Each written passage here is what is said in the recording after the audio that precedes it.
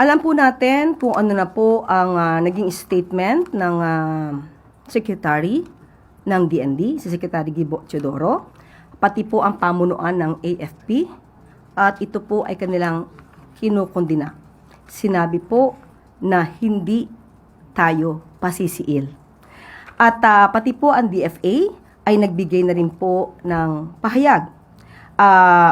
Akin din pong babanggitin ang ibinigay nilang pahayag para po maibahagi ko sa inyo.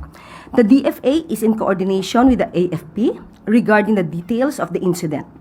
Any act of violence against Filipino personnel is unacceptable and will merit the appropriate diplomatic action. The DFA is committed to upholding the safety and well-being of Filipino personnel in BRP Sierra Madre who are lawfully performing their duties. So yan po ang mensahe ng DFA patungkol po sa Ayungin Shoal incident.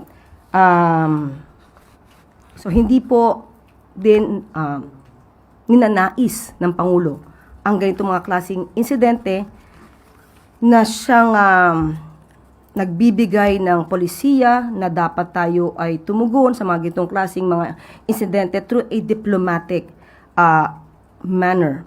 So, hindi po talaga katanggap-tanggap itong nangyayari sa pagitan po ng bansa po natin at ng China.